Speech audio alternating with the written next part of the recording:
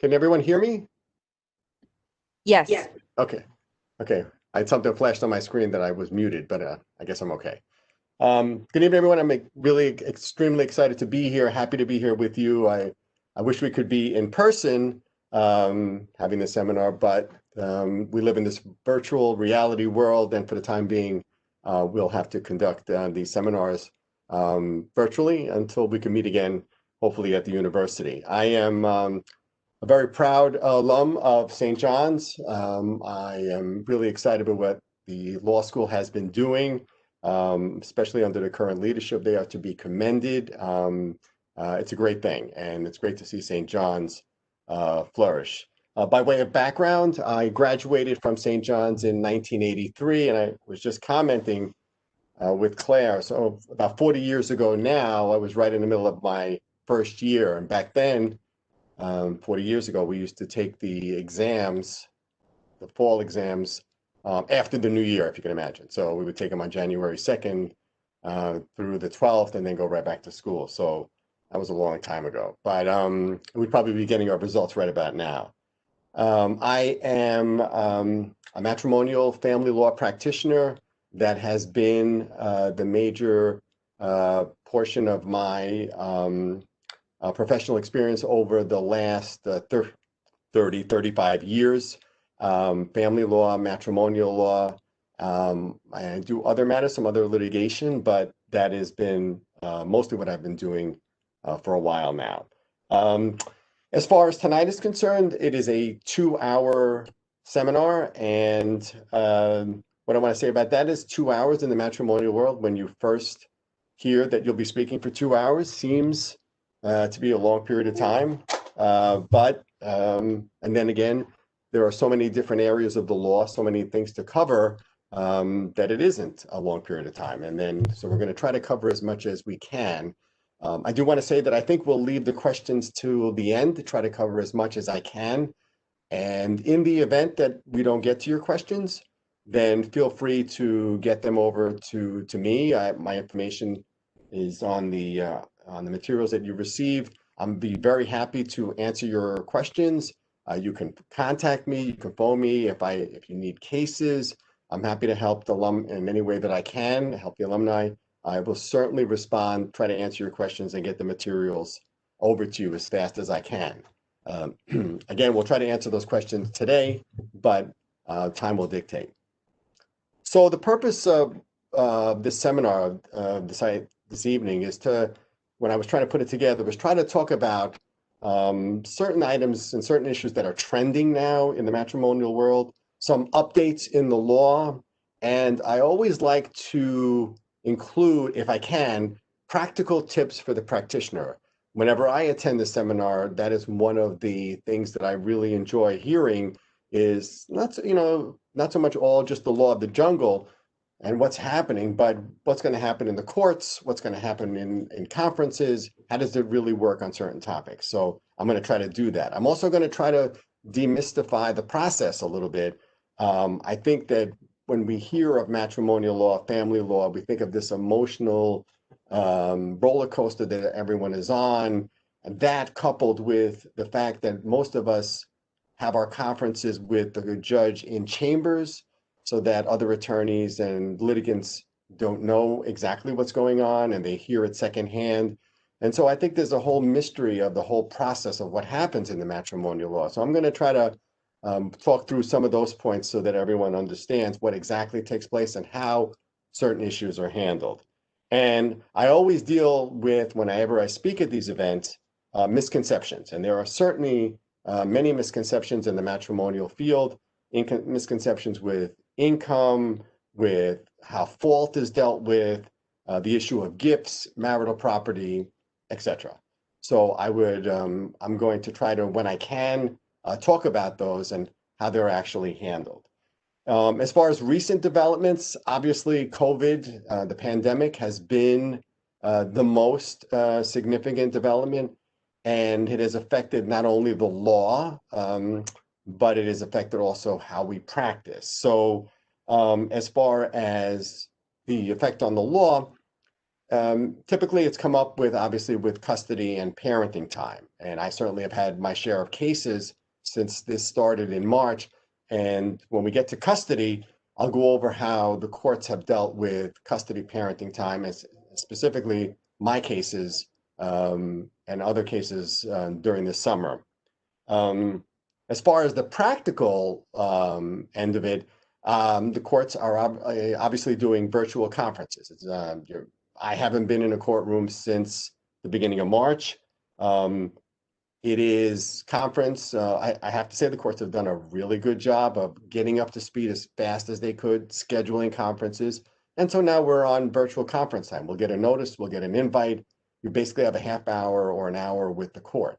It's actually a little bit fairer to the clients who were spending a lot of time and money in the courthouse waiting for their conference to take place. Now it's at a set time, and sometimes the clients are invited to the conference, which is great because they hear what's going on, and sometimes they're not. But that is how we are proceeding. Trials are backed up. I'm not going to say that they're not, but you are able to get a trial virtually. It's a little strange, and cross-examining witnesses through basically your computer, your monitor, but it is taking place and it is getting done. And believe it or not, it works in most circumstances. I've handled a few trials.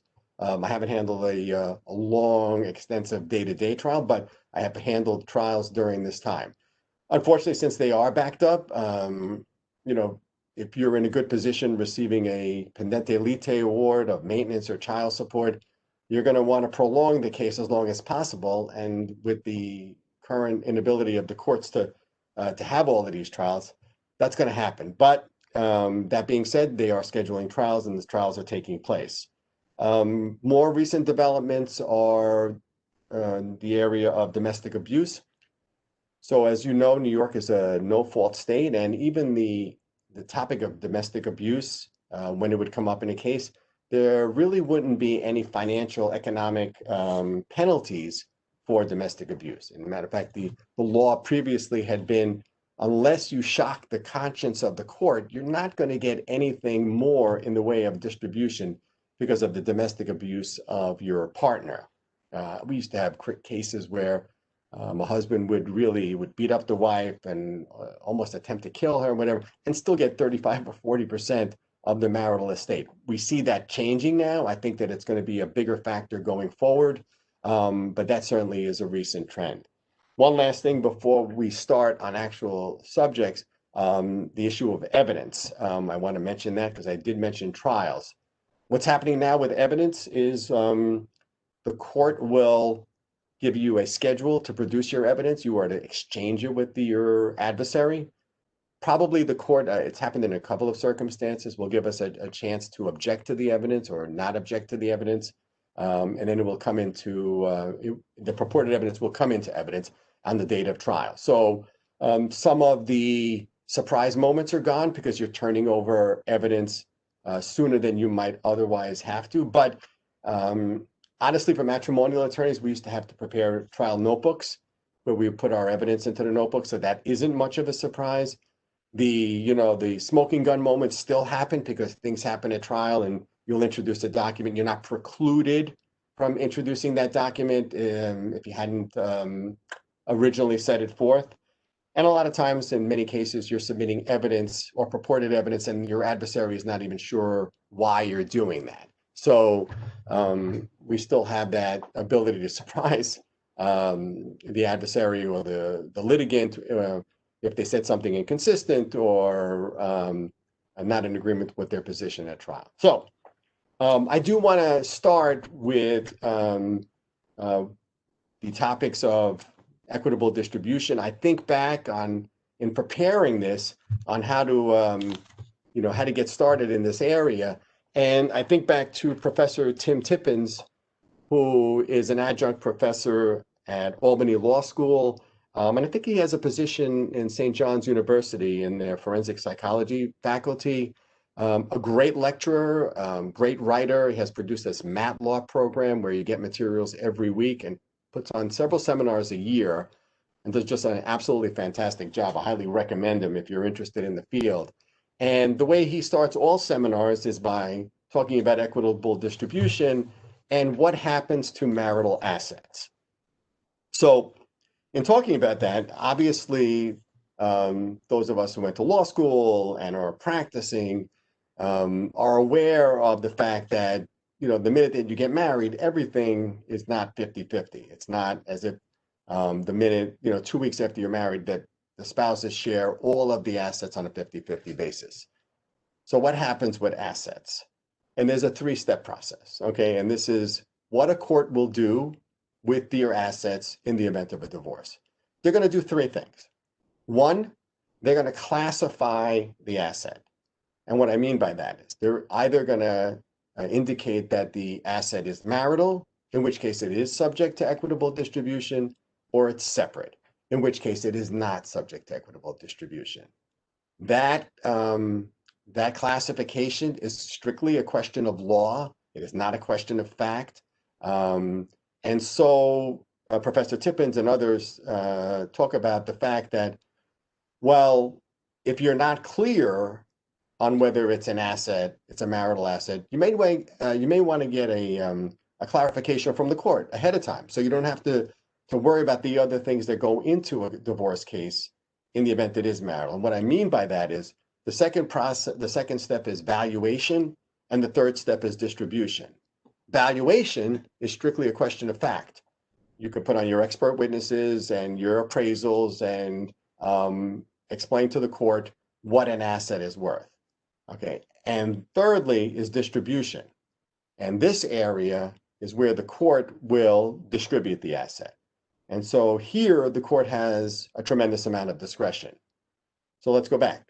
Classification, we start, is it marital? Is it separate? And what I said before is you may want to find out sooner than later whether the asset is marital or separate. Why? Because if you find out that the asset is separate, you may not have to get it evaluated. You don't have to put a value on it. You don't have to deal with it or worry about it at trial because the court has already determined it's separate property, not subject to distribution. And that's why I bring that up. So, question of law on the marital property or separate property. Valuation, question of fact, everyone gets to put in their witnesses, their experts, and then the court will determine which value to take or some value in between. And then distribution.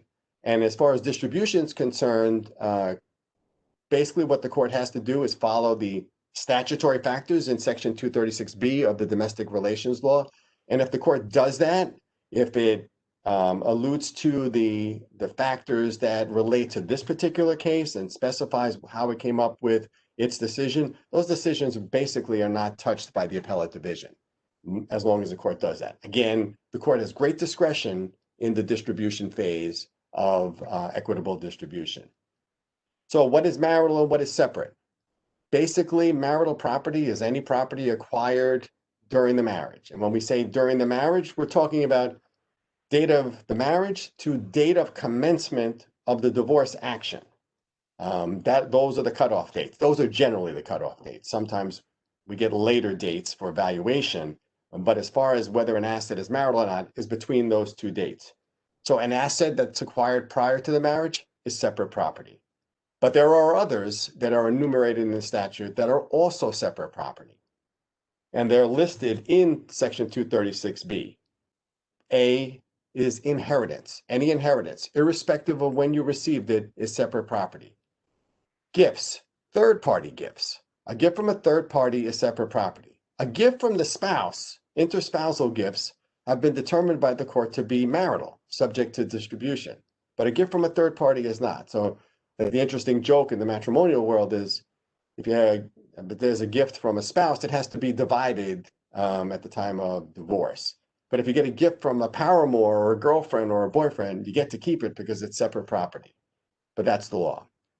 Other assets that are separate property are personal injury compensation, exchanges of separate property, and appreciation of separate property. And we're going to talk a little bit about that in a second, because that is one of the areas that causes the most litigation and confusion as to what is to be included.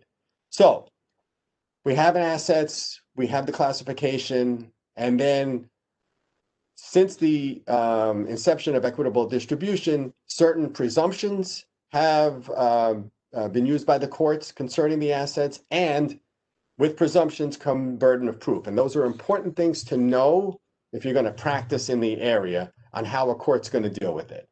So the first presumption is an asset acquired during the marriage from date of commencement is presumed to be marital. So the consequence of that, so what that really means is that any party that's trying to claim that it is not marital, they have the burden of proof. So since there's a presumption that it's marital, burden of proof on the party indicating that they believe it to be separate property. That's their burden to prove at trial that it is not marital property.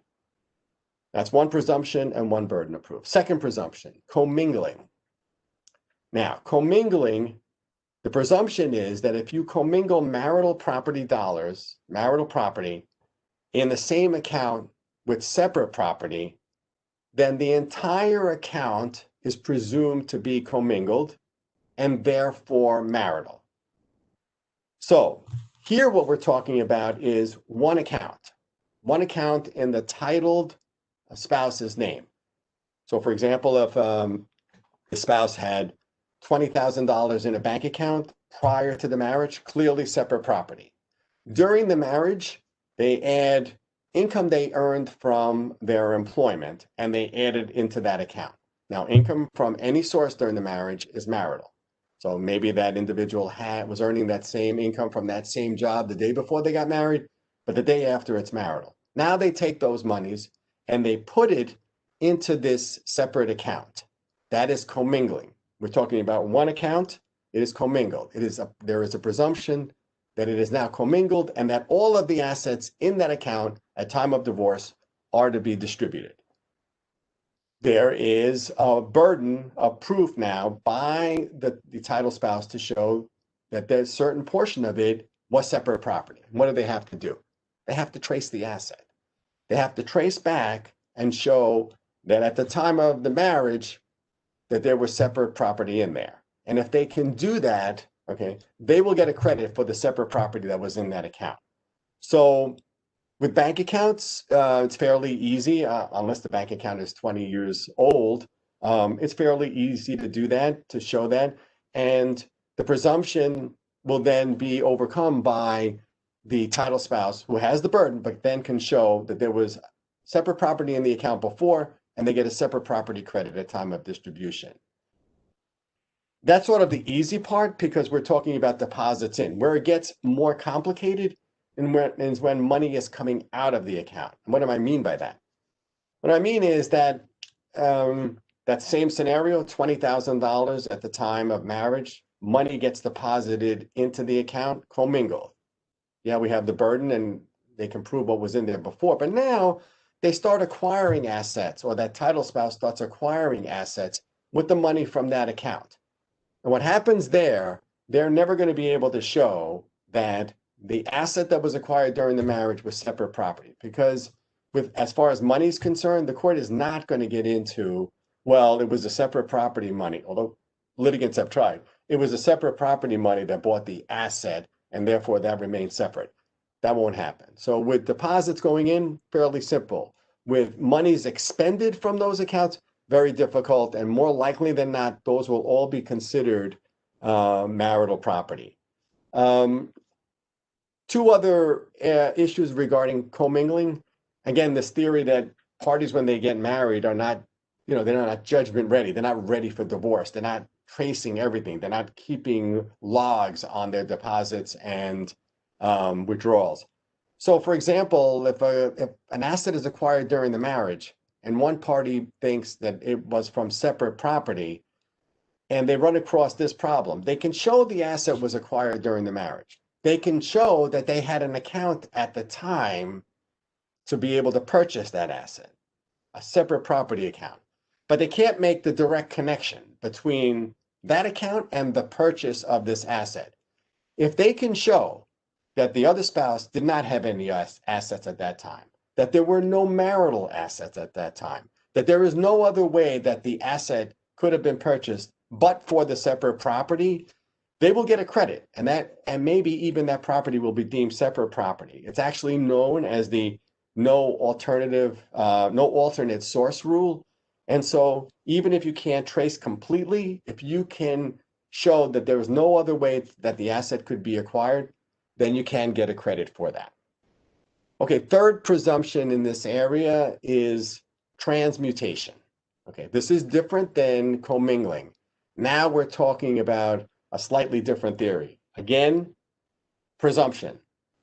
Money's placed in an account become marital. Here, what a spouse is doing, they have separate property money and they're depositing into a joint bank account.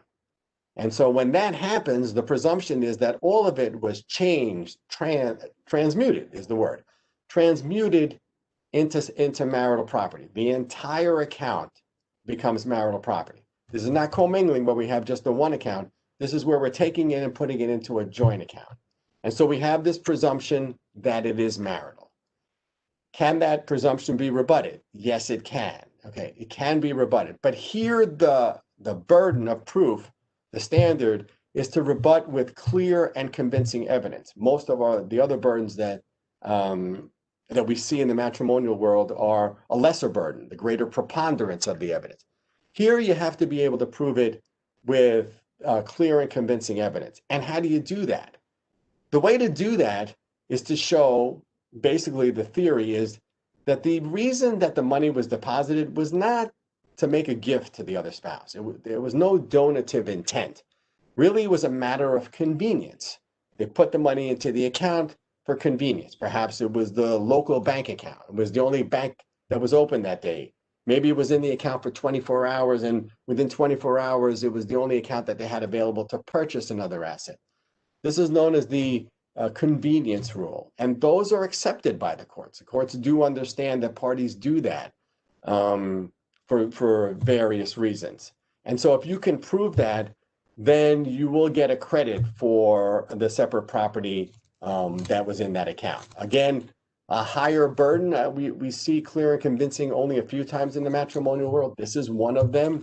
But again, a presumption that can be rebutted if you have the proper facts. There's some case law that talks about not giving the credit for separate property. But by and large, on the transmutation theory, the convenience defense will work if you can prove it by clear and convincing evidence. I mentioned before that separate property, the appreciation of separate property is one of those areas that really causes a lot of litigation, causes a lot of strife, and there is confusion on how that is handled. If you look at the statute talks about separate property and that the appreciation of separate property is separate. But there are other words in the statute, including the efforts of the spouse, which may take it away from being separate property. So what we have is many cases that dealt with the appreciation of separate property and have kind of, through time, clarified what the court is looking at and what a litigant has to do or prove to be able to get appreciation of separate property. So the first thing that has to happen when you have one of these cases is find out what the asset is. Did the asset increase in value? So did the asset increase in value from the date of marriage or from the date that the asset was acquired, whichever is later of those two, and the date of commencement? If the asset has not increased in value, you do not have an appreciation of separate property. We were only talking about appreciation. We never talk about depreciation in our world, just appreciation. So if there is appreciation, you kind of go to the next step. And what's the next step? Were there any efforts by the titled spouse to increase the value of that asset? So for example, the wife has a construction business and the business is worth $100,000 at the date of marriage. It's worth $200,000 at date of commencement, the commencement of the trial. Did she put her efforts into that construction business and the business went up in value? So if she was working there every day, yes, she did. And so you have at least the beginnings of an application for the increase in value. If she did not do anything with that business, she never ran it, she didn't manage it, someone else ran it, it was a family business, then you don't have a case unless the non-title spouse worked at the business. Now, if the non-title spouse worked at the business went up in value, then again, you have a claim. So, did it go up in value? Yes, you move on. If the answer is no, you don't.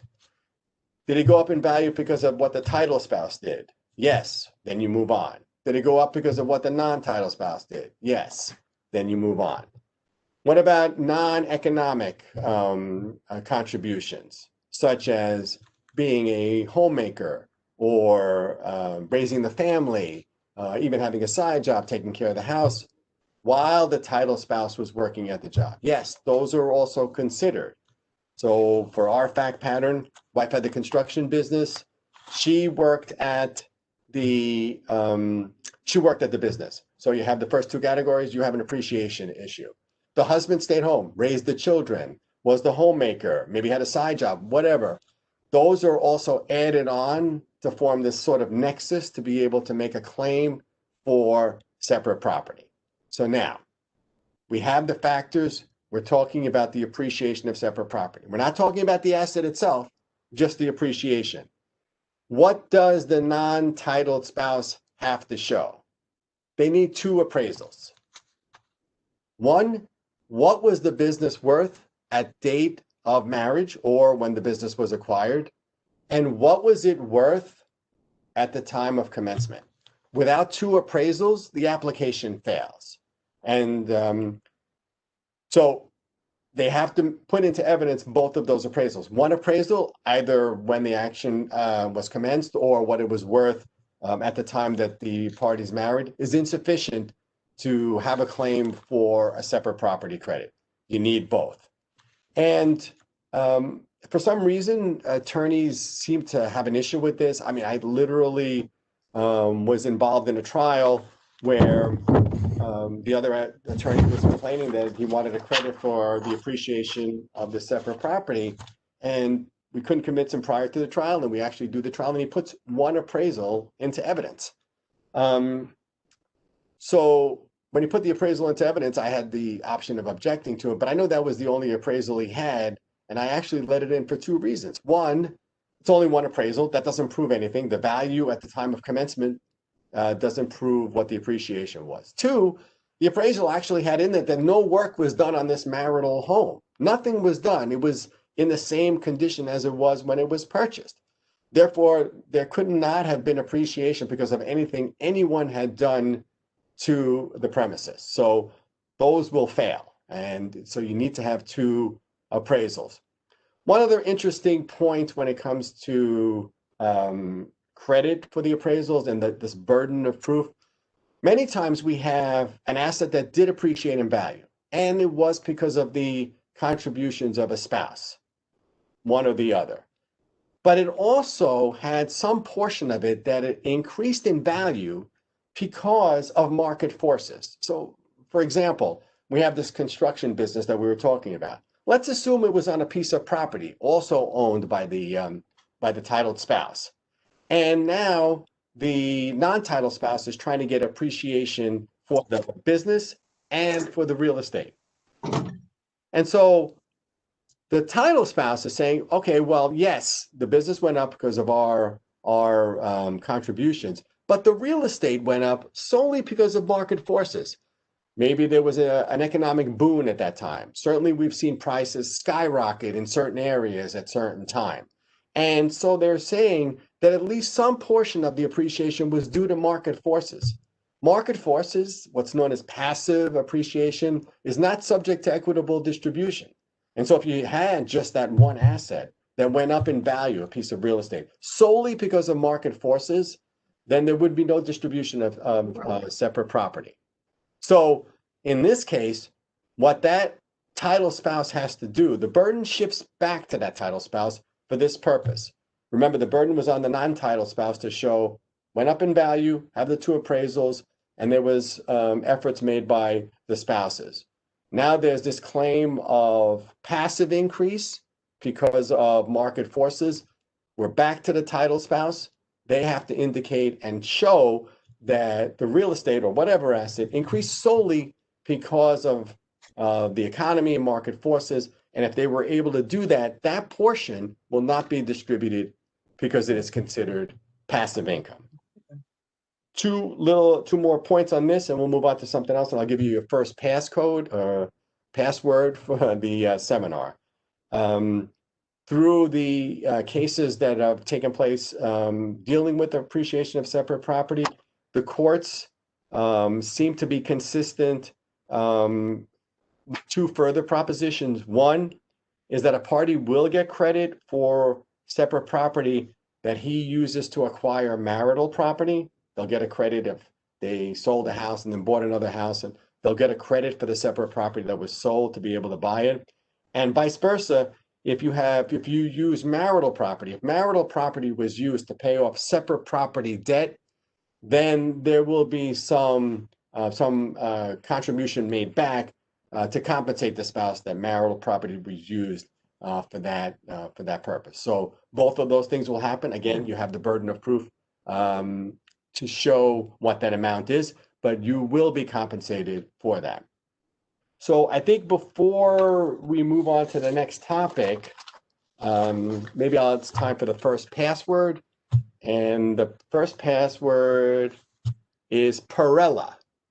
And that's P-A-R-E-L-L-A.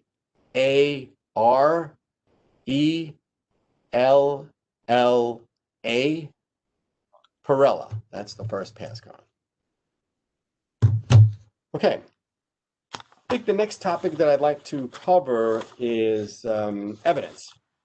And evidence is evidence of procedure, or sometimes how they're used and how that all works in the matrimonial world. I speak to litigants, and they seem to think that the rules in family court or in some of the matrimonial courts are not as strict for getting in evidence. So perhaps they believe that because there are no juries and there is only a judge who is sophisticated, educated, trained to base their decision on what should be included in a decision. Maybe it's that thought.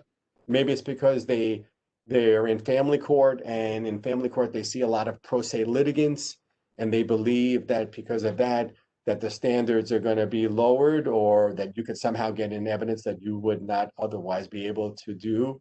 That has not been my experience, and I think the courts follow the rules of evidence. I mean, do we disagree from time to time? Of course.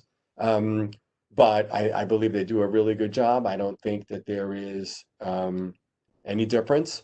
I believe that if you're going to practice in this area, then you need to know the rules of evidence on getting evidence in, because as we've been speaking about it, the burden will shift from time to one party to another.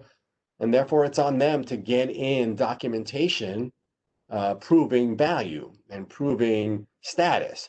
And if you don't know how to do that, then you will have an issue both in family court and in the matrimonial Supreme Courts for divorce. And to show you how serious this is, and something that cannot be understated, I was involved in a trial a year and a half ago. All issues contested: equitable distribution, maintenance, custody. And I was representing the wife. She was the defendant in the case, and the plaintiff's attorney, good attorney who knew what he was doing, starts off his case with the plaintiff on the stand and went into equitable distribution and separate property and their reason they wanted maintenance, and never said a word about custody. Not a word. Didn't bring up a network system that the plaintiff had in mind, why they were the best parent, how it was in the children's best interest, what their plan was going forward with school and all these other issues. Not a word. And the interesting thing on that point is that I had a lot to cross-examine the plaintiff on had they gone there. But they never said a word. So on cross-examination, I never bring up the topic of custody. It's not my job to bring up his application for custody. I don't say a word. I deal with equitable distribution. Now the attorney for the child, or the children, there were twins in this case, she starts to question the plaintiff. And she went into some of the financial issues. And we'll get into the role of the attorney for the children down the road before we leave tonight. But she starts then to ask questions about custody, and she starts to ask the plaintiff about his plan for custody. I objected. Now I'm in front of a judge that I've had many hearings with, and she knows this is a custody trial, and she looks at me and she basically says, "What is your objection? This is basically a custody trial." And I objected to the fact that it was not that the custody issue was not the scope of the plaintiff's direct examination. I didn't cross-examine on it. I didn't bring up the issue to open the door. And certainly now the attorney for the child could not bring up that point for the first time to establish his custody case. The judge agreed with me. She sustained my objection. Now that's a tough position to be in when you're the plaintiff, not having brought that point up. The reason I bring that up is for no other reason than to indicate that if you're going to do this area of law, if you're going to be involved in handling these cases, you have to know evidence. You have to know your rules of law. You have to know how to get documents into evidence. Don't take for granted because the other litigant may be pro se or there are no juries involved that you're going to be able to slip something in. You have to know how to be able to do that. And it's important because that will directly affect your client's rights and their ability to either get custody or get a value or get some sort of distribution. Again, evidence under COVID, as I explained before, is we're doing exhibit lists. We're exchanging documents ahead of time. We have a right within a certain time frame to object to those documents. The court will try to deal with them ahead of time. But again, things will come up at trial that you didn't have prepared, and you won't be precluded from offering that document into evidence down the road. And again, we always talk about trials and this element of surprise. There are plenty of those moments still left, even if you're exchanging evidence way in advance of a trial. Two evidence issues that I'd like to discuss that I seem to hear, or there seem to be a confusion about every time I speak to attorneys. One is a strict hearsay rule. And what we're talking about here is something a child may say. So the child is not going to testify at trial, and children say things out of court, and strictly speaking, that's hearsay, right? The child is not subject to cross-examination. They're saying it to either one of the parties, or they're saying it to someone else, and someone tries to introduce that testimony. So there is no general exception for hearsay for anything a child says in a custody case, except if the case involves, if it's an abuse case or a neglect case. And if that is the situation, then that hearsay testimony will be allowed into evidence. But it alone will not serve or suffice as a basis for a determination unless it is corroborated. Now, you might hear unless it is sufficiently corroborated, but that has not been my experience. And if you look at some of the cases, and we have some of those cases in your materials, any small amount of corroboration by another party or another witness will allow that hearsay testimony to not only come into evidence, but to serve as a basis for a determination. So we have some cases, I believe it's the Cassidy case that you have in your materials under hearsay, where the child had said certain things, and there was evidence later on that the only other evidence in the case was that the child was in the sole care of that individual who said it at the time. That was considered sufficient to allow the evidence in. And there are other cases in your material that it doesn't take much to get it in. But again, if it's a regular custody case without abuse and neglect, those statements will not be allowed in, and they will not be determinative of an issue unless corroborated. I also get questions about best evidence rules, and individuals think that they can just get copies in all of the time and then no one is going to object. And I just want to say there that the best evidence rule applies here as in other cases, especially when a document is being introduced which may have waived the party's rights or which may have mitigated some of their efforts. And so when you have a document, you need to get the original into evidence. And if you can't get the original into evidence, then you need to know the rules, the best evidence rules, and how to get around the best evidence rule, what you will have to testify to be able to get that document in. So that's not just going to happen just because the party gets on the stand and says, I can't find it. There are procedures, there are rules, there are things that must be set forth to be able to get that document in. We have one of those cases in your materials on best evidence. In fact, I have a couple of cases where the court did not allow a document in. It didn't satisfy the best evidence rule. Discovery and preclusion, just two more issues under evidence and procedure. Discovery. You cannot handle a matrimonial case without doing discovery. And if you don't do complete discovery and have everything you need at trial, you're making a big mistake, and you're really at the mercy of the court as far as being able to try the case or settle the case. And it's for both purposes. Trying the case or settling the case, you need your discovery. I hear a lot of attorneys complaining about the fact, well, there's not enough money in the case to do complete discovery. There's not enough money, the client doesn't want to pay. Well, you need to know that ahead of time. And if that's really happening, either remove yourself from that case, work out some other situation, or don't take that case. Because at the end of the day, the fact that you were not able to conduct proper discovery because you weren't being paid is not going to work.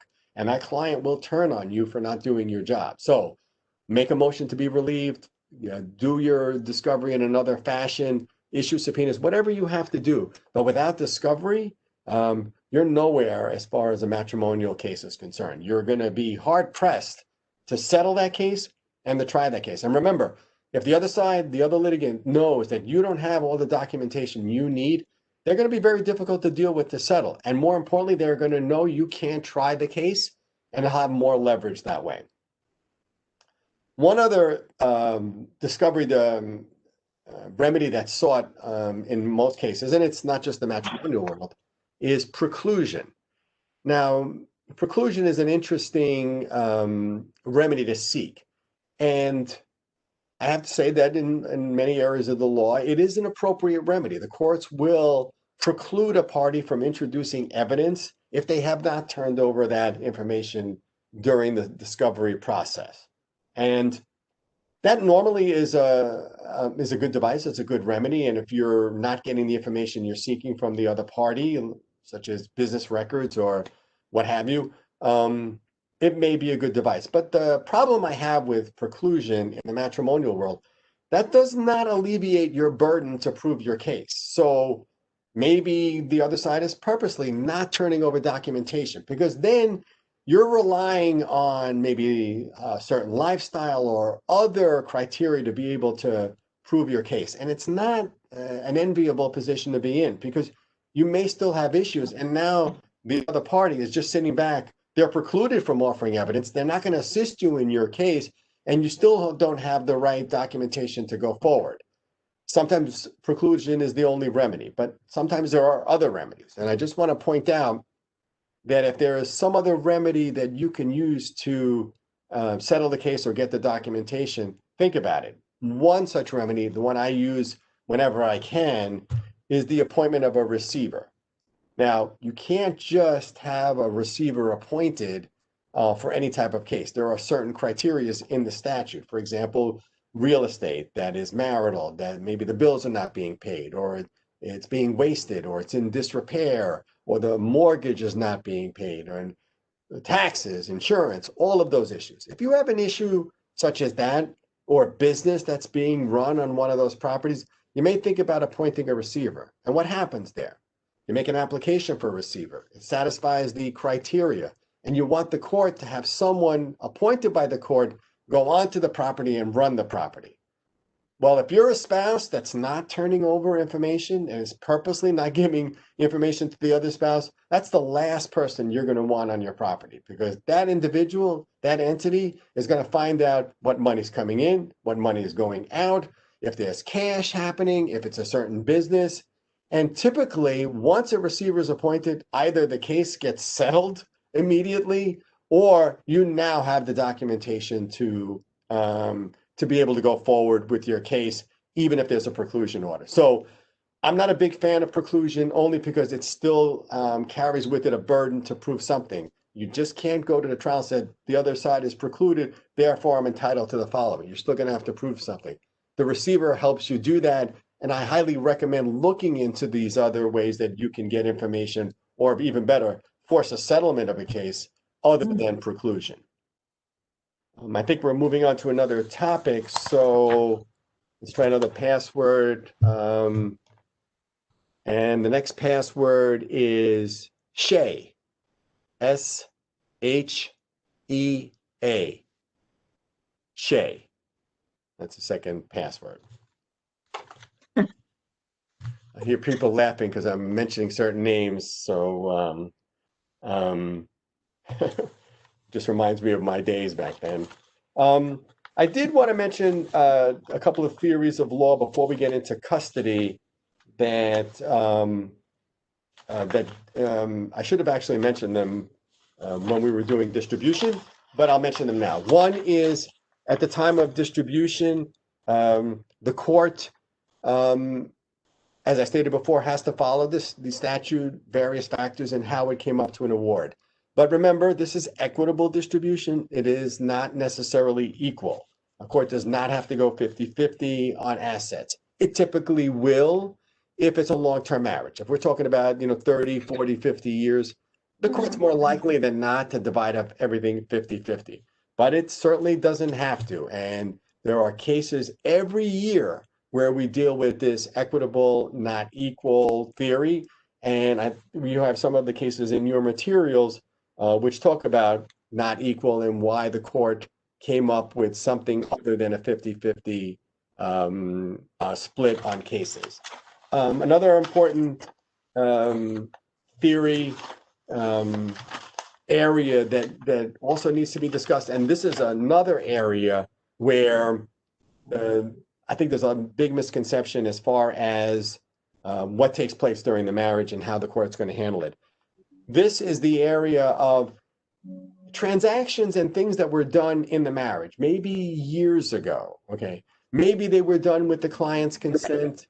Maybe they weren't done with the client's consent. Maybe the client didn't have any knowledge.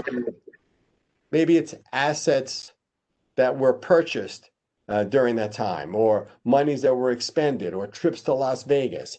And so whenever I have interviews with clients, and if the marriage is for a certain period of time, the client starts talking about, oh, and my husband went to Vegas and spent $30,000 on vacation, or he bought a piece of property in Florida and went under, or he put money in this business that I didn't know of, and I want to get want to get a claim for that. I want to get a contribution from that.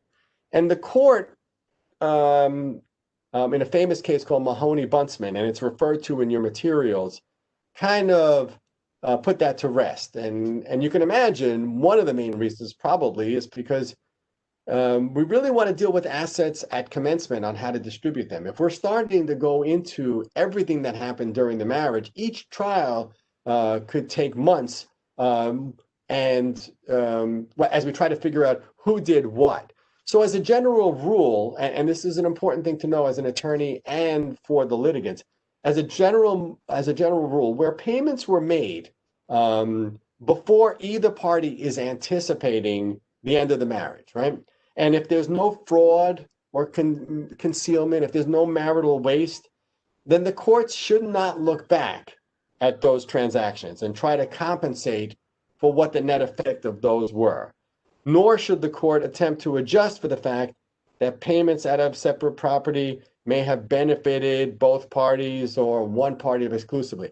The court's not going to do that. They're not going to go back in time. And so, your client will tell you that they were not happy with how certain funds were expended during the course of the marriage. But the court is going to respect that. They're not going to question that.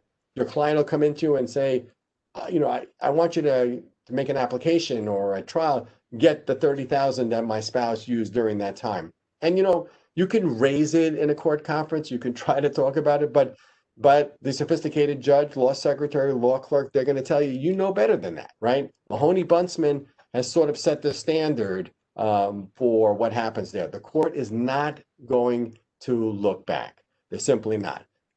And it happens all the time. We don't agree with it. Sometimes a spouse took out $50,000 from their 401 to attempt to buy an asset, and without marital waste or some really deep concealment, there's not going to be a look back. You're not going to be able to get a credit for it. And I think that the sooner that you educate your client to that, the better off you're going to be, because at least you can move on from that subject without having to deal with it down the road, because the court just won't do that. Mahoney-Buntsman case is referred to in your materials. I have a case that dealt with it recently. It's been the standard in the area for a while now, and so it has to be dealt with, and you need to know that that's what the court's going to do. Custody. I think it's a good time to talk about custody, and this is one of those topics that are, emotionally charged, and comes with it a certain set of rules on what is going to happen in a contested custody battle. Again, this is an area that, unless you're, familiar with the process, then you don't want to cut your teeth on a super contested custody battle, because there's a lot that goes into it and a lot you need to know. Again, I'm going to repeat on some of these cases. If I refer to cases and you have topics and we don't get to them tonight, please feel free to email me, call me. I will get those cases to you, that information, and assist you in any way that I can. So, custody. What is the standard? I think everyone knows what the standard is. It's referred to in every decision that you'll ever see, and that is, it is always about the best interest of the children, of the child. It's not about the parent's best interest. It's not about the spouse's best interest. It's the child's best interest that matters. You'll see that in every decision. The court has to refer to how they dealt with the best interest of the child. So that's the number one standard.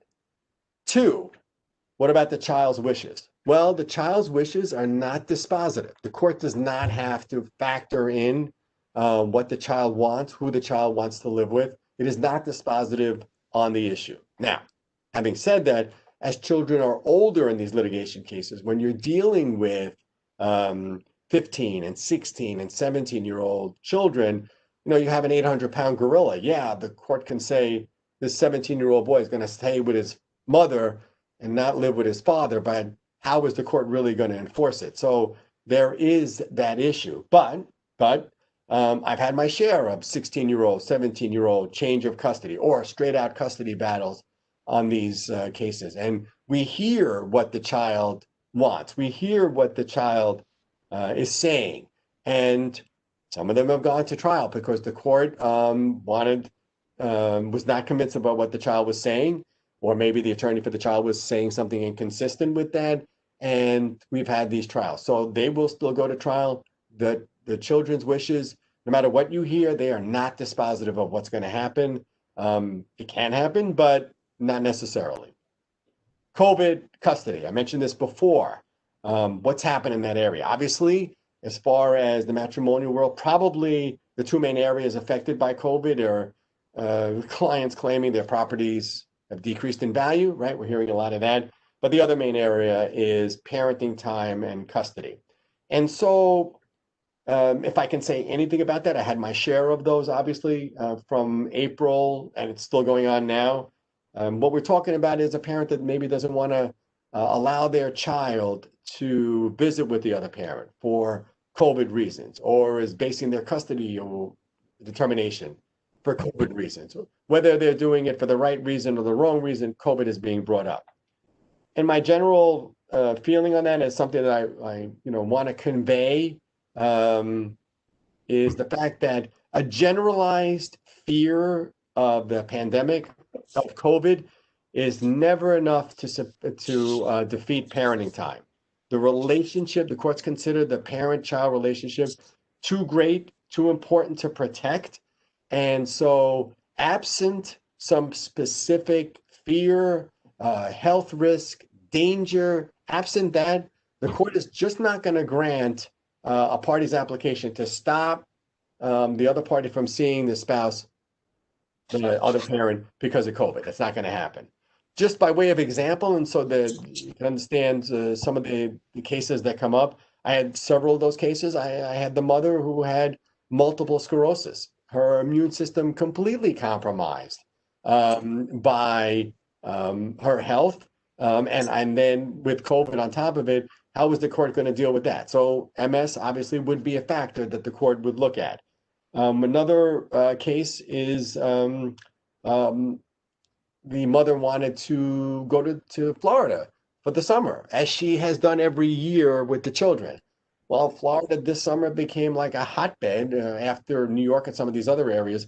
If you recall, it was Florida that was the really hot area as far as COVID was concerned. So there is something that you can point to and say to the judge, no, I object to that because the children are at risk, parents are at risk of getting COVID, and the court would certainly consider that.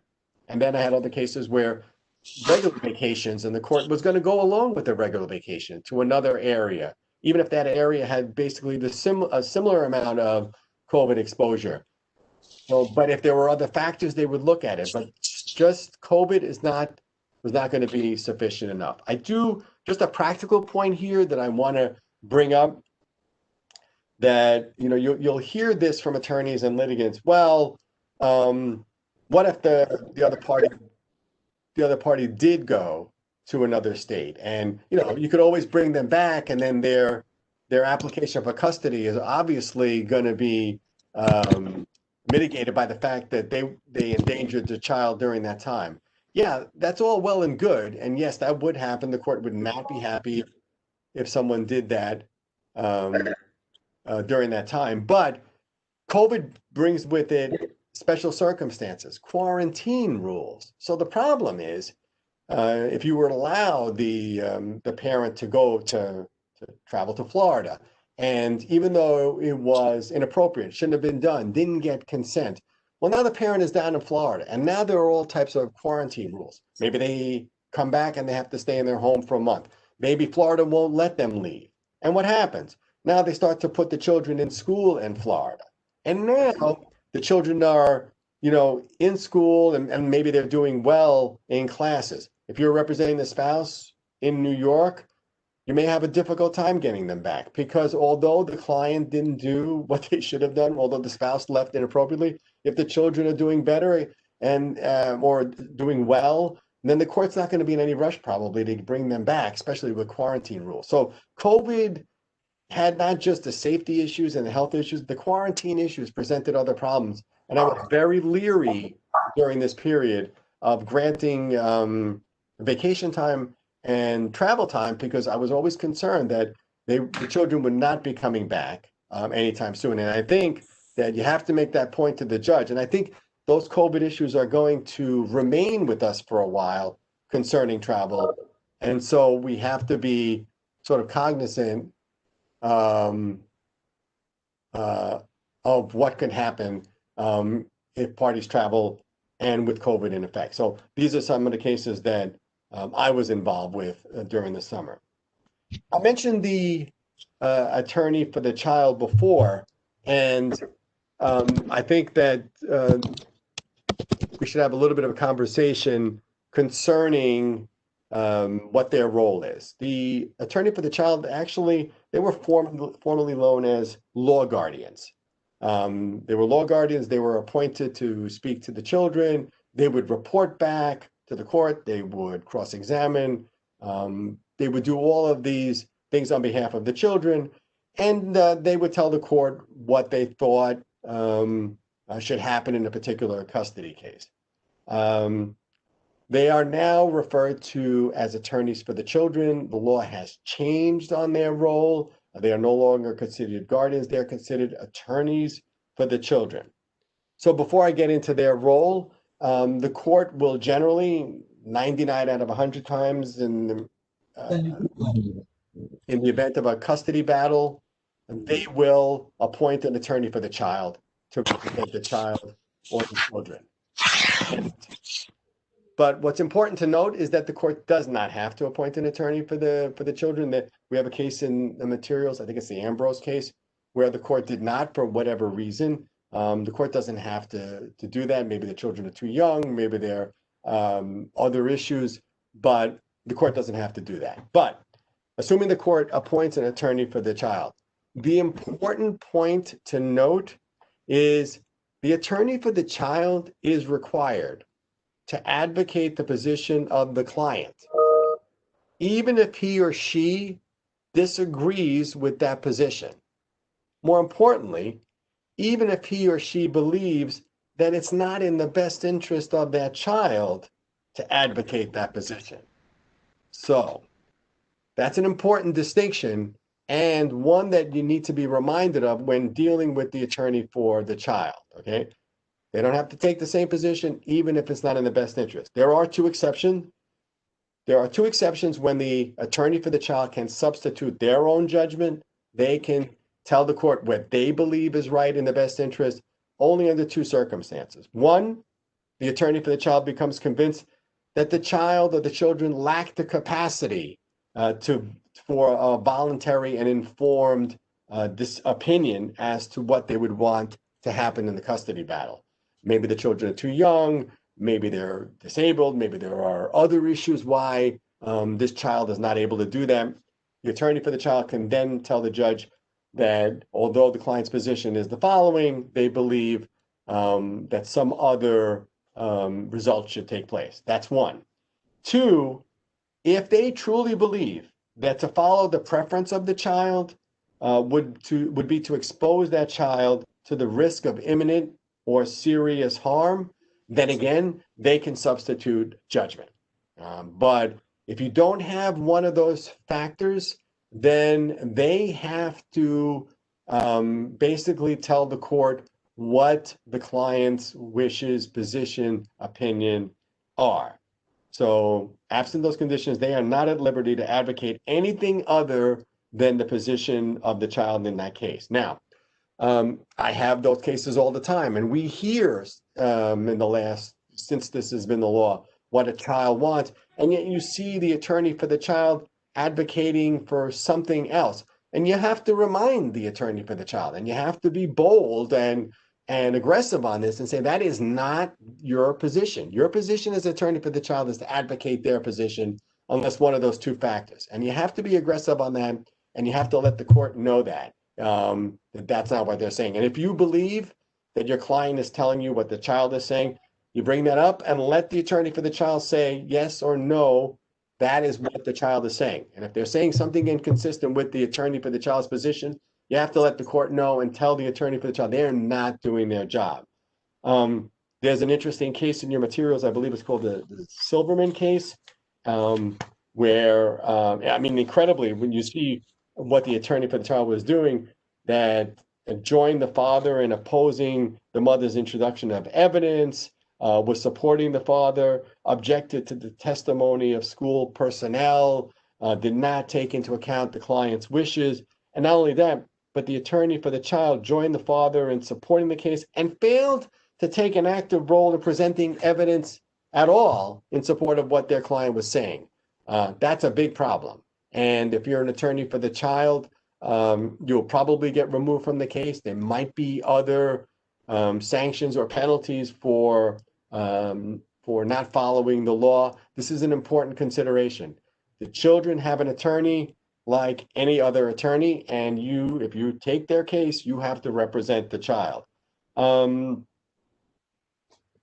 There's an ethical consideration here that I think sometimes goes by the wayside, and that is if you're representing one of the parents, and it's a contested custody battle, and the child is represented by an attorney for the child, by an attorney appointed by the court, you cannot speak with that child. Okay, you cannot talk with that child. You cannot interact with that child. You want nothing to do with that child. That child is represented like any other party is represented. It would be like speaking to a litigant who is represented by counsel. And every year, there are cases that you see coming down where attorneys are either being removed from the case, censured, sanctioned, other remedies, ethical violations for doing that. And it's incredible when you see what attorneys do. For example, giving the children a ride in their car and speaking about the case for a half hour, or going to an event where the children are. Do not do that. Do not speak with the children. Do not talk to them. Tim Tippins, every year when you attend one of his seminars, I believe he says he will not even allow the client, assuming it's his client, to come to the office with the child, even if the child is in another room, sequestered, reading. He will not allow it because he doesn't want that appearance. He doesn't want anyone to be able to say that the child saw him, talked to him. It's that important. So there are ethical issues here. The child is represented. You cannot speak with the child. Okay, next password is Fagin. F-A-G-A-N as in Nancy. Fagin. Okay, still on this topic of custody, I do want to deal with one other area, which is parental alienation. And this is one of, as a matrimonial practitioner, it's a troubling area. It's a problem area. It's one of my causes. I really struggle with this area when I see what parents are doing, and it's something that has to be spoken about. I've written on this. I speak about this in groups. I've lectured on it. I can't overemphasize enough the seriousness and long-lasting effects, not only legally, but psychologically to children of parental alienation. And what we're talking about in very general terms, I know the courts have tried to identify this, cases from Monroe County, and trying to give a scientific definition of what parental alienation is and how to treat it in the court. But what we're talking about is a general intentional interference by one parent with the other parent's relationship with the children. And we're talking about an interference which can damage that relationship or destroy it, and in effect terminate that relationship with the children. So that's what we're talking about with the topic of parental alienation in its broadest, simplest terms. When I first started practicing in this area, parental alienation, at least it wasn't defined as such, we didn't deal with it as much. Incredibly, I had many cases back then where we were dealing with allegations and false accusations of sexual abuse by one parent towards a child. And incredibly, parents would use that to get the upper hand, try to restrict visitation, win a custody battle because of these claims of sexual abuse. And I think the courts got wise to a lot of what was going on there and dealt with it effectively, even back then. And so some courts even found that a single false allegation of sexual abuse by one parent against another, and we have cases to this showing this, can be so egregious and damaging to the children that it alone may warrant a change of custody. So, you have to be careful when you're representing clients and they're making claims about this. They better be serious and real, because a false allegation can lead to a change in custody. The courts are not going to tolerate that. But parental alienation, in some ways, as horrible as some of those sexual allegations can sound, sometimes it's more insidious, and sometimes it's less apparent when you see it.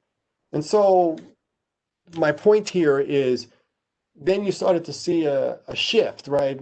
Parents start making allegations to Child Protective Services and other agencies of wrongdoing, and sometimes it was sexual in nature, and other times it was not. And again, this attempt at alienating the other parent. And we had a recent case where there were 19 such reports made to CPS, either by the mother or at her behest, after she had complained about these issues to doctors, therapists. police officers, mandated reporters. 19 such claims were made, all unfounded. And as a result, obviously the court there determined that to be sufficiently egregious to warrant a change in custody. I mentioned insidious before because it's not obvious and you don't see the long-lasting effects, but parental alienation could be as simple as failing to bring the children to their specified parenting time with the other child, discouraging communication with the other parent, discouraging the children from going to their parenting time, condoning and complicit significant others and relatives who are constantly disparaging a parent. That's parental alienation. Traveling out of the jurisdiction, taking the children out of a school you know that the children want to be in, calling the other parent in front of the children just a paycheck, a sperm donor, a Nazi. These are all forms. And worse, sharing information with the children that parent knows will be emotionally disturbing and damaging to the child. These are all forms of parental alienation that can damage the children and can lead to long-lasting effects. And the courts are wise to this now. And if you're dealing with this situation, it has to be addressed with the court because there are consequences to it. And these factors, these events, these can happen either before a custody case is resolved or even after. There was a case where the court found that there was parental alienation. The custodial parent was doing this of a child from the non-custodial parent after custody was awarded. And the court said that that was not in the best interest. And obviously it was so serious enough to raise the strong possibility that the offending custodial parent was no longer fit to act as a custodial parent. So it has serious consequences. I just want to mention one other case, which is in your materials to show the long-lasting effects and how we sometimes don't see it initially. The case of a 15-year-old boy who wished to live with his mother. That boy's wishes, as we talked about before, not dispositive, 15-year-old boy, but not dispositive.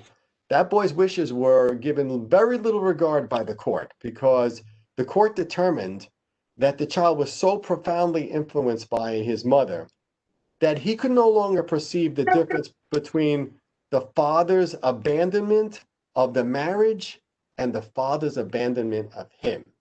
That's pretty serious. In the child's mind, he couldn't determine the difference. And so it was in the best interest of the child to be awarded to the father, although the child wanted to live with the mother. There's a great quote from a judge on this that in a recent case that basically says courts and parents must be proactive in desisting any parental alienation behaviors before it becomes a pervasive and unyielding relationship and unyielding practice, and so that the relationship is completely eradicated and before real damage can happen. Courts are looking in custody battles. They want to see that the parent is fostering the relationship with the children and the other parent, encouraging them, saying good things about them, communicating with them.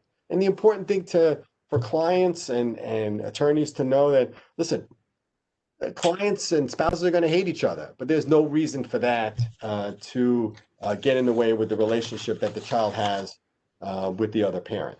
So having said all that, and having said that parental alienation can lead to change of custodies and is very serious and is something that has to be dealt with, remember what we said at the beginning of the topic of custody. It's always the best interest that matters. And so you'll have cases in your materials, I think it's the Eddie case and the LS case, which refer to the fact that the court understands there was parental alienation and understand that the wrong things were being done.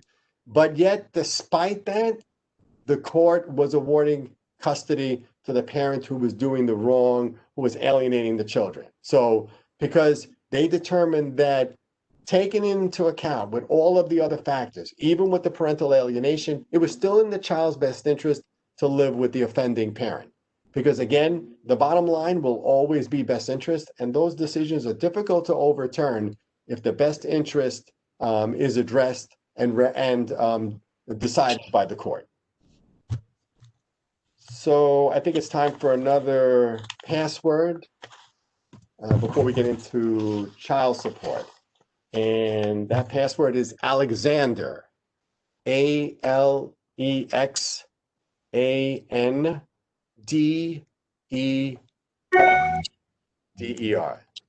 Password is Alexander. Okay, so just a couple of real quick points on marital residence before we get into child support, because I'm not sure how much time we'll have.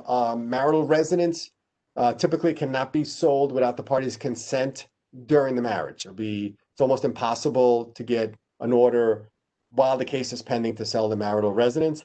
Secondly, and only because it came up recently, a friend of mine was reviewing a stipulation of settlement. There's a provision in there that the house has to be sold typically when the youngest child goes to college. That's in there. Now one of the spouses wants to buy out the other spouse's interest. And it's not specifically listed in the agreement. There is no such right, but the spouse that wants to live there has been living there, wants to remain there, basically met the fair market value of what the premises would have been sold. And yet the other spouse, for no good reason other than he didn't want the spouse to have it, said no. And the court in that particular case indicated that there was nothing in the agreement that allowed it, and so was not giving any greater right than what was in the agreement to sell the premises at a certain time. This is just a small case, but it just underscores the point that if you're representing a client who may want down the road to be able to buy out the other party's interest because they were younger children, you need to put that in the agreement, and that the premises is going to be sold, but at least put in the agreement that the client wants the right to match the best offer, and at least there'll be something in there for your client to have. We also deal with exclusive occupancy of the marital premises while the cases are pending.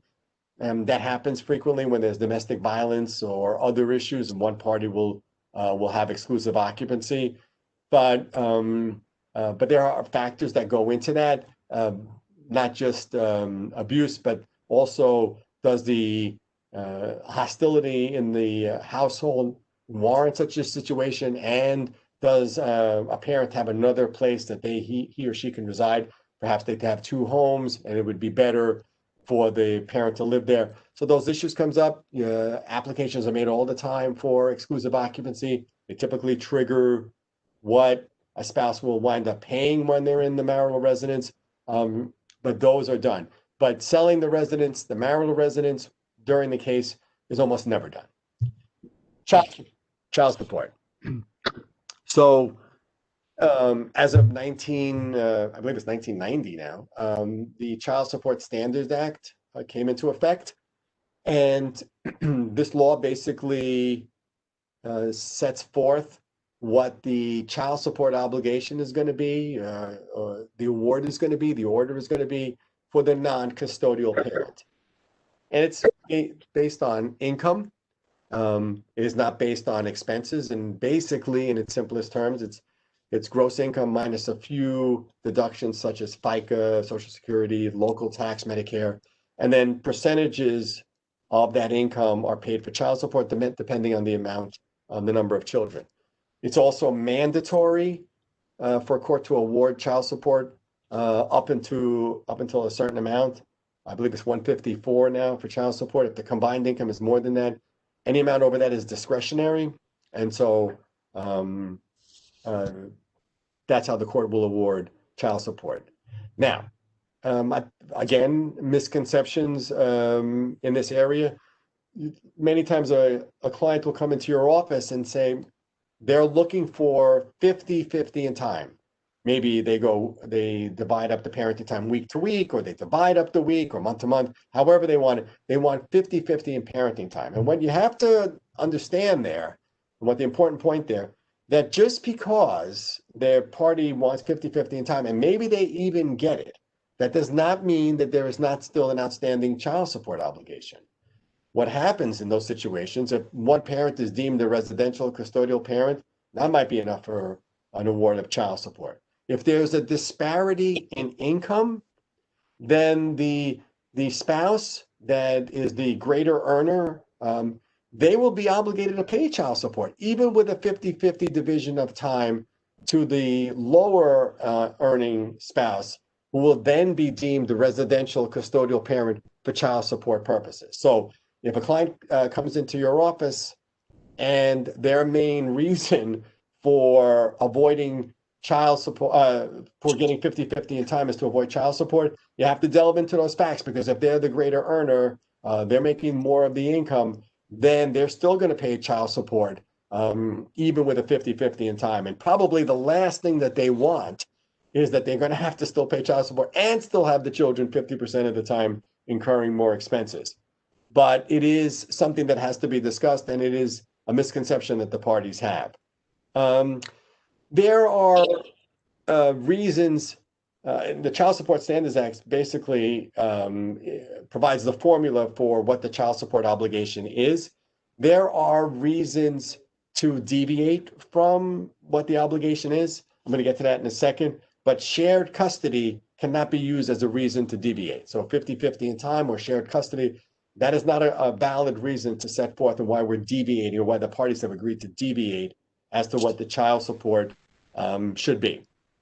So a couple of points about the calculation. Child support calculation pursuant to the law must take place. It must be included in the stipulation of settlement, in the decision or agreement, and the judgment of divorce.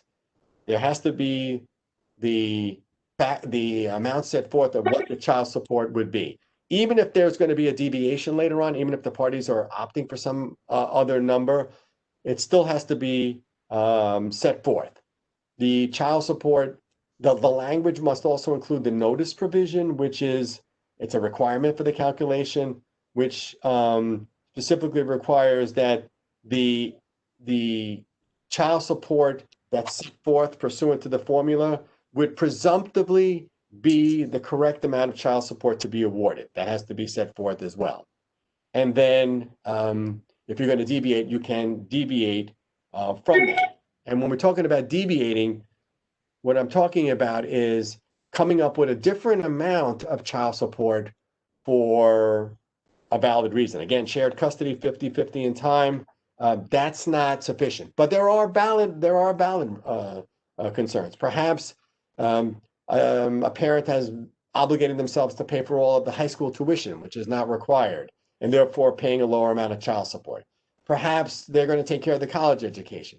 Perhaps they've given up another asset, for example, a home or interest in a pension, to get a lower child support. Those are valid. They will, the court will approve those, provided they believe the children are still getting enough child support to be taken care of. But those have to be set forth. So you have to have the calculation. You have to show that it's presumably the correct amount. You could put in your reason to deviate, come up with a different number, and the court will approve it if they agree with the deviation reasons, and the children are still getting enough child support. One other practical tip that comes up with child support cases, and that is you have a family court matter or a Supreme Court matter, and if the other spouse, if you have the custodial spouse and the other spouse is a W-2 wage earner, well, then it's pretty easy. The court will look at the W-2, they'll calculate what the child support obligation is, and then they'll award child support pursuant to the formula. Absent a good reason to get around the statute, that's going to happen with a W-2 employee. There really isn't much discussion about it. These family court magistrates, Supreme Court judges, they will go right to the formula, which is the law. Well, what happens if you're representing the spouse who's trying to get child support, but the other spouse has a business or is not being forthcoming with the amount of income, and maybe the parties are not married, and you're in family court, and you're getting a tax return which you know is probably not factually correct, or maybe they were married and they're separate tax returns. So now this presents another problem. The court doesn't have that W-2 number to rely on in awarding child support. So that creates a bit of a burden, more of an obligation than you normally would have with a W-2 employee on the other side, to come up with a number that the court can award in child support. And so what you need to do there, if you have one of those situations, is put into evidence the needs of the children. What are the housing needs? Remember, child support, we're talking about, food, shelter, clothing.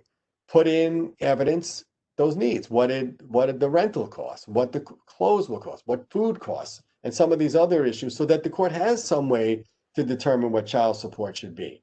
Put in the bills and obligations of the children, something that the children, in taking care of the children, that you'll have to pay.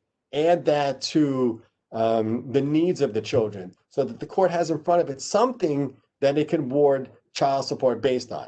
And also, if you're in a situation where the children have had a certain lifestyle, definitely put that into evidence, because if you put in their needs and obligations, and you can show that the children were going on vacation, and the father was buying $10,000 worth of clothes every 2 or 3 months, and they were getting toys and bikes and all of this, and yet the father is now saying that he makes $50,000 a year and was making that then, certainly the court is going to look a different way at that. They're not simply going to base it on the $50,000 from a tax return. Court doesn't have to do that. The law is they can look beyond the tax returns, but you have to do your job. You have to put into evidence these bills, these needs, and these lifestyle components, so that the court has something to base the child support on.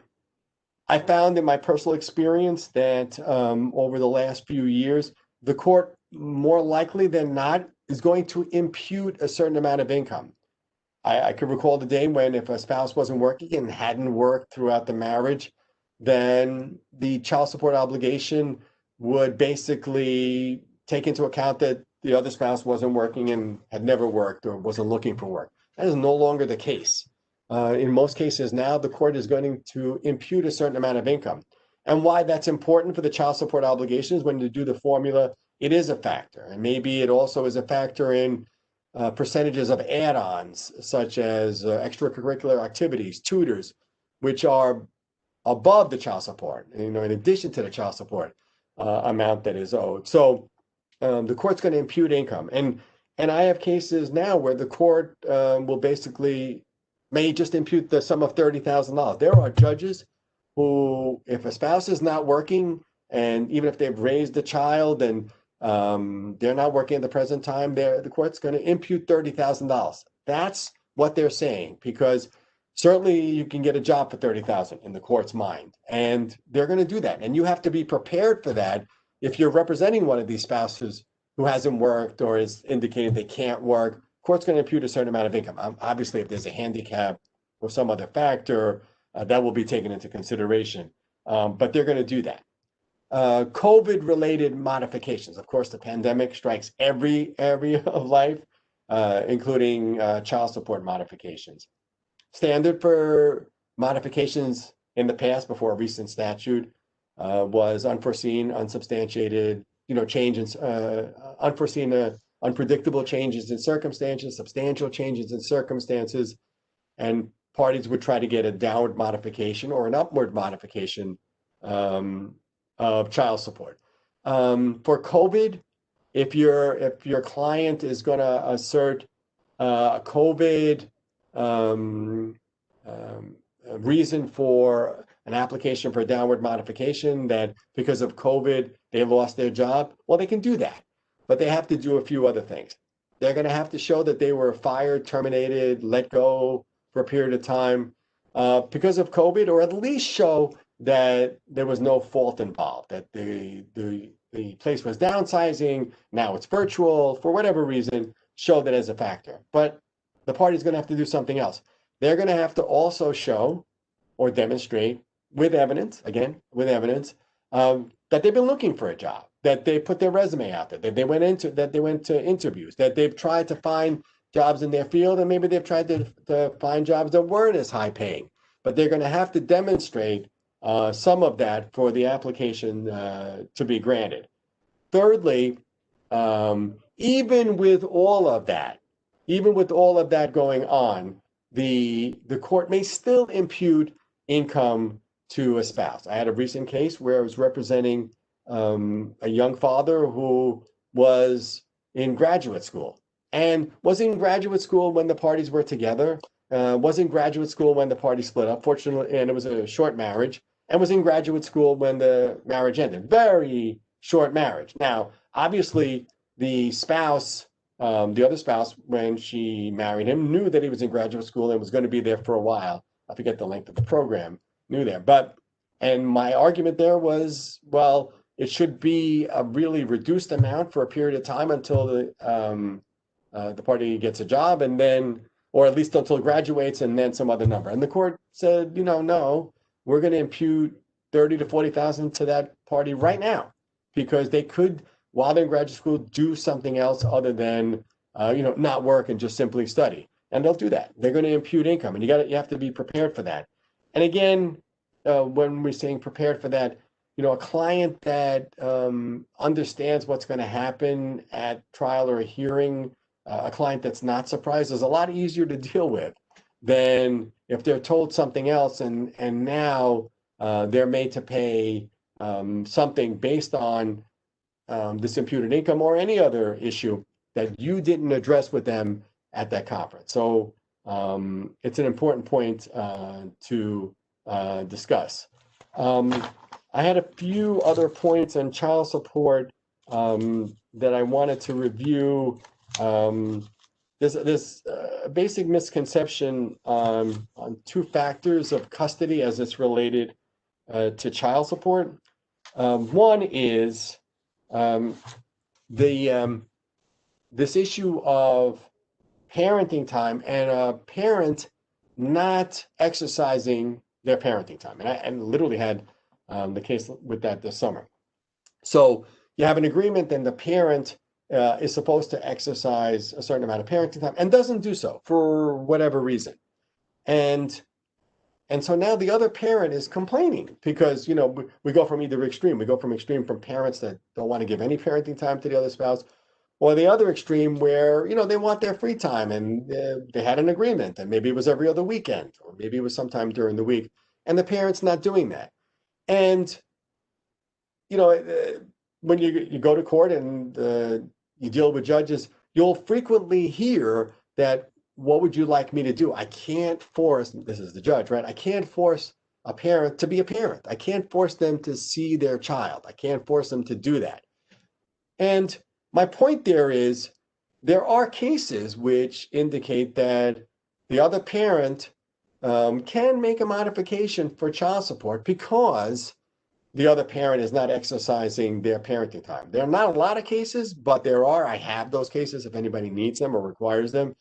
And so there will be a modification, not just based on other circumstances that we talked about before, but that may suffice as one of these circumstances. Because why?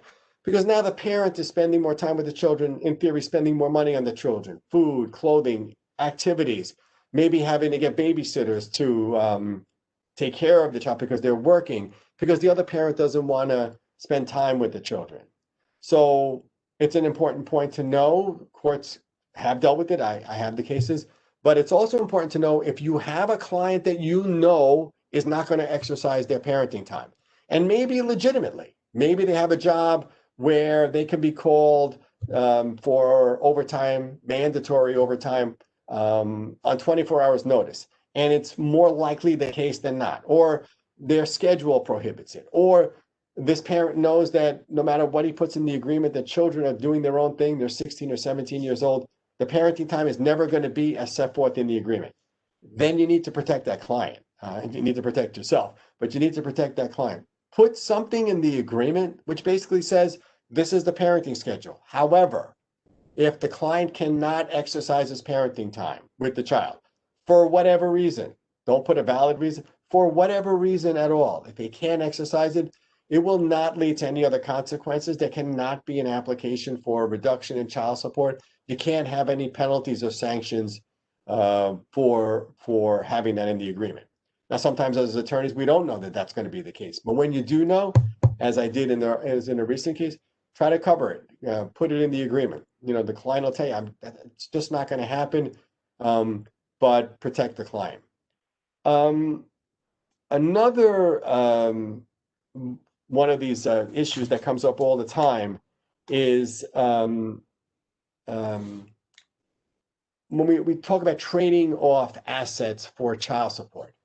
And so just a little bit of background here. What happens with child support is really for the child, irrespective of it's going to the parent, right? It's really for the child. They are the benefit of the child support. They're also not a party to the litigation. They didn't have a say in what the child support amount was or what was going to be determined. And so now we have this child support amount. And let's assume you're representing a client. You're representing a client that is willing, and I talked about this before, is willing to pay a different amount of child support, or maybe paying a lower amount of child support because they're giving up an asset. They're giving up an asset. So you have a lower amount of child support, maybe $1,000, for example, $1,000 a month lower than what it should be because the client waived off on some piece of real estate or a pension or some other asset. The problem with that, and it's something that you have to consider, is that child support is always subject to modification. In fact, under under recent statutes, you no longer have to prove substantial change in circumstances or unforeseen circumstances. Under cases starting with a certain date, a change in income of the spouse of more than 15% will give you standing, the right to commence a downward modification or an upward modification. 3 years pass, gives you another right to at least have standing to go to court to bring one of these proceedings. So now you have the situation where you're representing the client. She gave up a substantial asset for a reduction in child support. And the other spouse, within a certain amount of time, asked the court for an increase in child support to the right amount of child support or more of what should have taken place years ago, but what was traded off for another asset. That's a real problem. That's a real problem. So the court, the court adjusting the child support down the road, they're not going to deal with that other issue. They're not going to care. They're not going to refer to the agreement that this was done. They're strictly going to go by the rules. They're strictly going to go by the law, follow the law, apply the law, and not deal with this other major consideration that took place. So what do you need to do? You need to cover that in the agreement. You need to put something in the agreement that was the reason for a lower child support. And, in the event that there is an application for an upward increase or modification, then there has to be almost like a condition precedent. Maybe something has to be given back to the spouse before the party can make this application for an upward modification to compensate the spouse for what was basically the consideration for the lower child support. I have cases such as this. I don't know if I included them in the material. I don't know if it's in these materials, but if not, and if you have such a situation and you're getting the grief from the other side saying, no, we're just going to trade off. No, you want to cover that. You don't want to be in a position where your client is now paying an increased child support, although in his mind, in her mind, they traded off the higher amount because they gave up on a substantial asset that they can no longer share in when this child support modification takes place. Probably have to give another password. So I'm going to say Davidian. D-A-V as in Victor. I-D-I-A-N.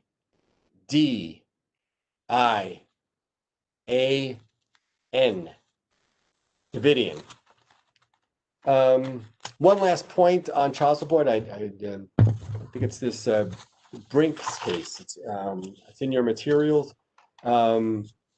This was, and it goes back to that whole point of the higher earner and the lower earner for purposes of being mandated the custodial parent and who paying child support. In that case, again, in your materials, the parties' agreement provided for basically equal parenting time, but as the higher wage earner, the father was obligated to pay child support, which is what we talked about earlier. Thereafter, after that agreement, the father's income continued to steadily decline while the mother's income increased. As a result, she became the higher earner. The father then filed a petition seeking to not only terminate his child support obligation, but sought child support from the mother.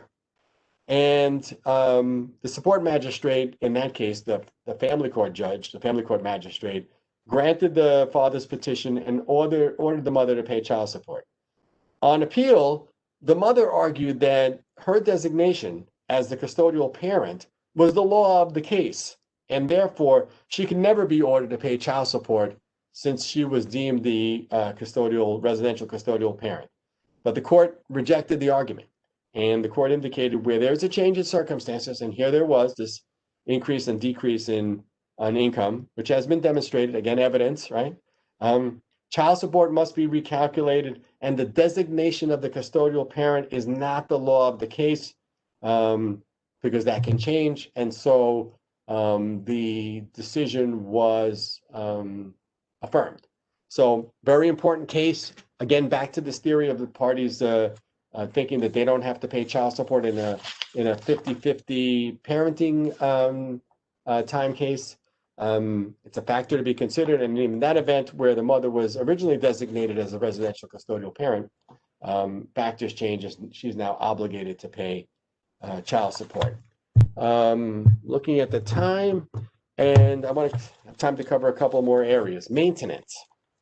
So maintenance, formerly known as alimony, prior to the statute, when an action was commenced prior to the amendments to the DRL, the factors to be considered for maintenance was the lifestyle of the parties, income and property of the parties, distribution of the marital estate, duration of the marriage, that factors into it, health of the parties, present and future earning capacity of the parties, ability of a party seeking maintenance to be self-supporting, sort of to rehabilitate that spouse so they could re-enter the work world. These are all issues that were addressed before.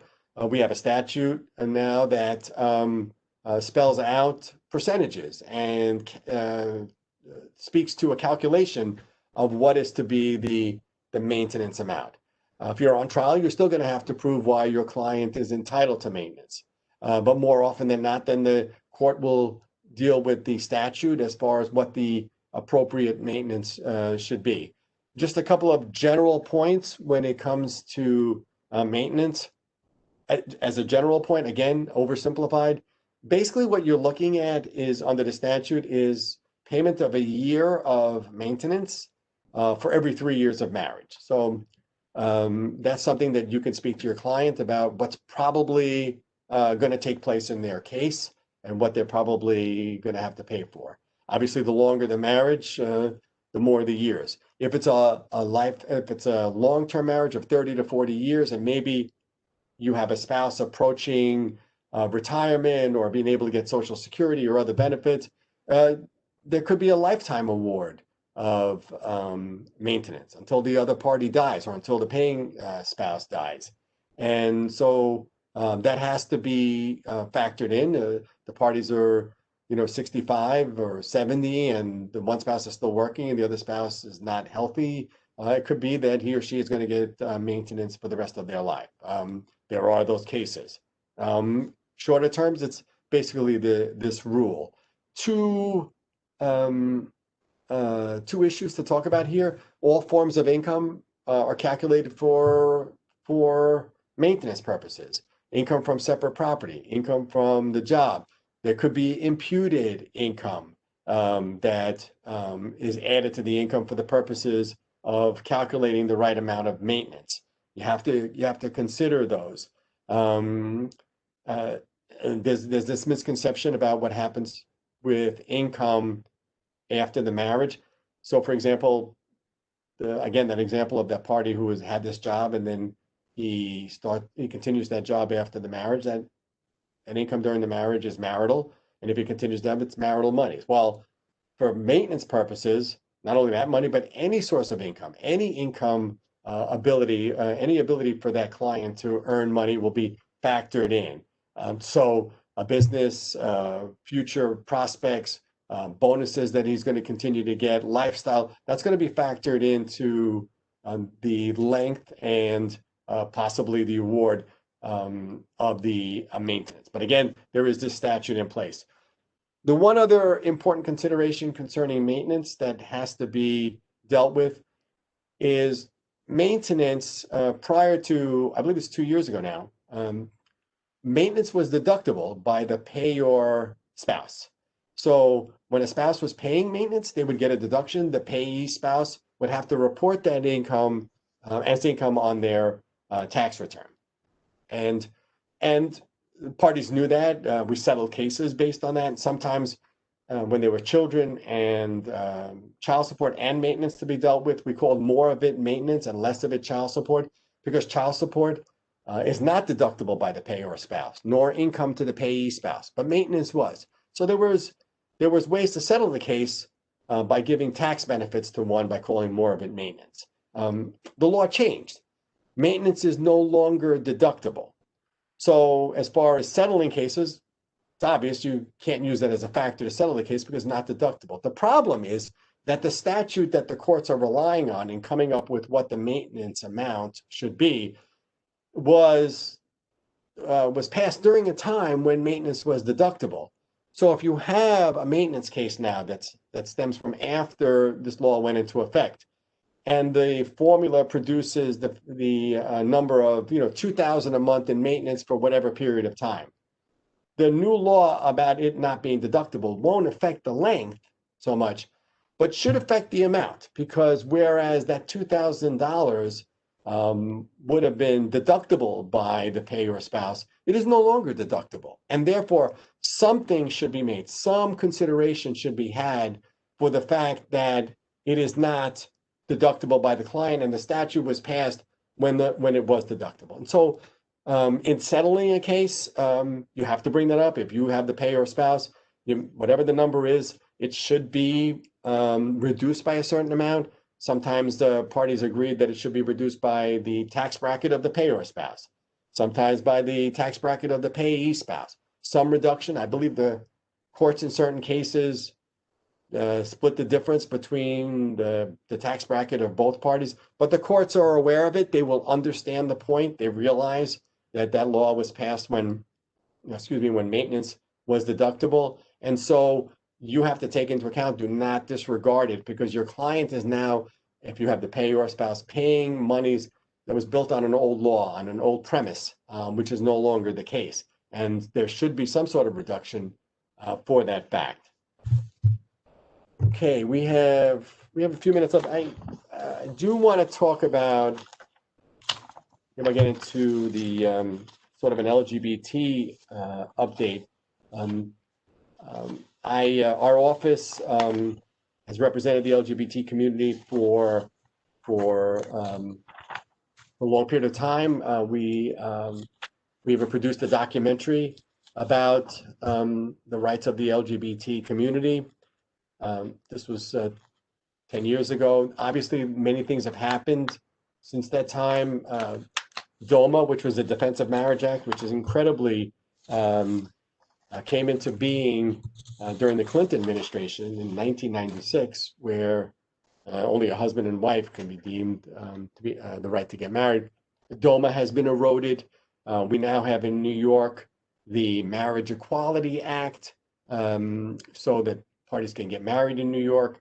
And so there have been substantial advancement, but there are still many issues that the LGBT community face. There are civil rights issues, and there are many areas that still have to be taken care of. And again, we deal a lot with the LGBT community in some of these cases. An important case to talk about, which Court of Appeals case from I think about 4 years ago, is this Brooke B case. And so, although there have been advancements such as the erosion of DOMA and the Marriage Equality Act in New York, certain rights were still, basically, parties were having difficulty to even get standing to bring certain cases to the court. And so the fact pattern in this Brooke B case was that we have two women in a relationship and started in 2006. A year later, they were engaged. They decided to have a child, and in 2008, one became a parent, through artificial insemination. During the pregnancy, the petitioner, the one seeking parenting time, attended parental doctor appointments, remained involved in the other party's care, joined her in the emergency room, cut the umbilical cord. When they went into labor, she was there by her side, even took this party's last name. And the parties continued to live together for a period of time. 2010, 2011, the relationship ended. And when the relationship ended, the child stayed with the biological parent, not the other parent, even though their last name and even though all of these factors. So initially, the parties got along, and the non-biological parent was able to see the child. But the parties then got into different relationships, and the relationship deteriorated. And at a certain point, Brooke was no longer able to get parenting time. She couldn't see the child. She brought an application to family court. After a hearing, the family court dismissed her petition, and the appellate division affirmed that. And why did they do that?